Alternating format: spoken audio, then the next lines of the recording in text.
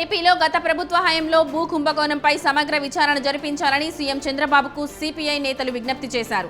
తమ పార్టీ నేతలపై పెట్టిన కేసులు ఎత్తేయాలని సిపిఐ నేతలు నారాయణ, రామకృష్ణ, ముప్పల్ల, అక్కినేని వనజ, విల్సన్, జేవీఎస్ఎన్ మూర్తి, ఓబులేసు కోరారు. మదనపల్లి సబ్ కలెక్టర్ ఆఫీసులో ఫైళ్ల దగ్ధంపై విచారణ చేయాలన్నారు. శ్రీ సత్యసాయి జిల్లా బత్తలపల్లిలో నిడిమామిడి మఠం భూమిలో పేదల గుడిసెలకు పట్టాలు మంజూరు చేయాలని సిపిఐ నేతలు డిప్యూటీ తహసీల్దార్కు వినతి పత్రం ఇచ్చారు. ధర్మవరం ఆర్డీఓ ఆఫీస్ వద్ద ధర్నా చేశారు. వేమయ్య, మధు, చలపతి, రమణ, వెంకటస్వామి సిపిఐ శ్రేణులతో కలిసి ధర్నాలో పాల్గొన్నారు. పేదలకు పట్టాలు ఇచ్చి మౌలిక సదుపాయాలు కల్పించాలని ఆర్డీఓను వారు కోరారు. ఆంధ్రప్రదేశ్ ప్రభుత్వ ఉద్యోగులకు చైల్డ్ కేర్ లీవ్ కు వయో పరిమితులను సర్కార్ తొలగించింది. ఉద్యోగి తన సర్వీస్ కాలంలో గరిష్టంగా 180 రోజులు మహిళా ఉద్యోగులు మరణించిన విడాకులు తీసుకున్న ఒంటరి పురుషులు కూడా ఈ సెలవులు ఉపయోగించుకునే వెసులుబాటు కల్పించింది. ఈ మేరకు రాష్ట్ర ప్రభుత్వం ఉత్తర్వులు ఇచ్చింది. మంచిర్యాల జిల్లా లక్సట్పేట్ ప్రభుత్వ డిగ్రీ కాలేజ్ ప్రిన్సిపల్ జై కిషన్ ఓజా బదిలీని రద్దు చేయాలని విద్యార్థులు ప్రభుత్వానికి విజ్ఞప్తి చేశారు. ప్రభుత్వం ఇటీవల చేపట్టిన బదిలీలో ఓజా మరో కాలేజీకి బదిలీ అయ్యారు. కాలేజీలో ప్రిన్సిపల్ ఓజా చొరవతో మౌలిక వసతులు కల్పించారని, పీజీ హైటెక్ ఇంటిగ్రేటెడ్ బీఎడ్ కోర్సులు ప్రారంభించారని విద్యార్థులు తెలిపారు.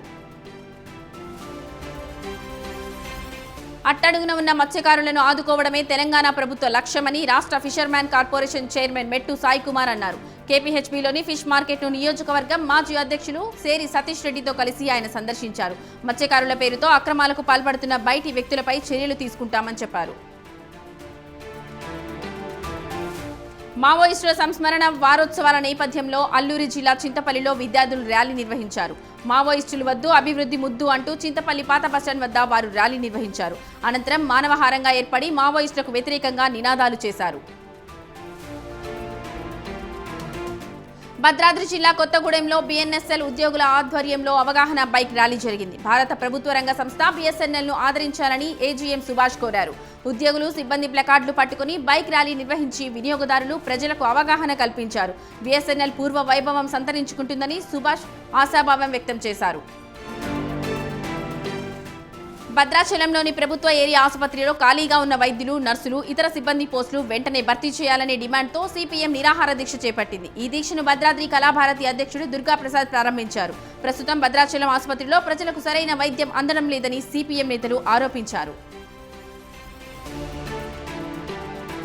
తిరుమల శ్రీవారిని బీజేపీ ఎమ్మెల్యే సుజనా చౌదరి దర్శించుకున్నారు. వీఐపీ విరామ సమయంలో శ్రీవారి సేవలో సుజనా చౌదరి పాల్గొని మొక్కులు చెల్లించుకున్నారు. అనంతరం రంగనాయకుల మండపంలో వేద పండితులు ఆయనకు వేదాశీర్వచనం చేశారు. ఆలయ అధికారులు శ్రీవారి తీర్థ ప్రసాదాలు అందజేసి శ్రీవారి శేష వస్త్రంతో సత్కరించారు. శ్రీకాకుళం జిల్లా నందిగాం మండలంలోని బీఆర్ఎస్ అంబేద్కర్ గురుకులంలో విషాదం చోటు చేసుకుంది. ఇంటర్ ఫస్ట్ ఇయర్ విద్యార్థిని అక్షిత ఆత్మహత్య చేసుకుంది. వసతి గృహంలో కిటికీకి ఉరేసుకుని అక్షిత బలవంతంగా మరణించింది. కొత్తూరు మండలం హరిసింగికి చెందిన అక్షిత 3 రోజుల క్రితమే గురుకులానికి వచ్చింది. ఆత్మహత్యకు కారణాలపై పోలీసులు ఆరా తీస్తున్నారు. మేడ్చల్ జిల్లా పీర్జాదిగూడ దర్బార్ రెస్టారెంట్ అండ్ బార్లో ఫుడ్ సేఫ్టీ అధికారులు తనిఖీలు చేశారు. కుళ్ళిన ఆహార పదార్థాలు అమ్ముతున్నారనే సమాచారంతో అధికారులు సోదాలు చేశారు. National consumer rights commission Hyderabad chairman Dattatreya ఫిర్యాదుతో దర్బార్ రెస్టారెంట్ అండ్ బార్లో ఫుడ్ ఇన్స్పెక్టర్ ధర్మేందర్ ఆధ్వర్యంలో తనిఖీ చేసి కుళ్ళిన, గడువు ముగిసిన పదార్థాలను ల్యాబ్కి పంపారు. రౌడీ షీటర్లకు జనగామ డీసీపీ రాజమహేంద్ర నాయక్ కౌన్సిలింగ్ నిర్వహించారు. రౌడీ షీటర్లపై పోలీస్ నిఘా ఉంటుందని, నేరాలకు పాల్పడవద్దని, సత్ప్రవర్తనతో ఉండాలని డీసీపీ సూచించారు. చట్టాన్ని చేతుల్లోకి తీసుకోవద్దని హెచ్చరించారు. ఈ కార్యక్రమంలో ఏసీపీ పార్థసారథి, సిఐ రఘుపతిరెడ్డి, ఎస్ఐలు రాజేష్, నగేష్, సతీష్ పాల్గొన్నారు. చిత్తూరు జిల్లా పుంగనూరు మండలంలో మహిళలు ఖాళీ బిందెలతో నిరసన తెలిపారు. స్థానిక టిట్కో గృహాల సముదాయాలలో గత 15 రోజులుగా తాగునీటి సమస్య ఉన్నా అధికారులు కనీసం పట్టించుకోవటం లేదని ఆగ్రహం వ్యక్తం చేశారు. తాగునీటి కోసం కిలోమీటర్ల దూరం నడిచి వెళ్తున్నామని, చంటి బిడ్డలను చూసైనా అధికారులు కనికరం చూపడం లేదని ఆవేదన వ్యక్తం చేశారు. ప్రజలకు తాగునీటి సౌకర్యం కల్పించలేని దౌర్భాగ్య స్థితిలో అధికారులు ఉన్నారని మండిపడ్డారు.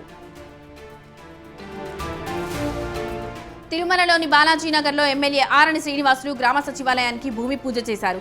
50 లక్షలతో తిరుమలలో సచివాలయం నిర్మిస్తున్నామని ఆయన చెప్పారు. తిరుమల వాసుల సమస్యల పరిష్కారానికి త్వరలోనే సచివాలయం అందుబాటులోకి వస్తుందని తెలిపారు. ఇప్పటికే తిరుమల వాసుల సమస్యలను ఈవో, అదనపు ఈవోల దృష్టికి తీసుకువెళ్లామని చెప్పారు.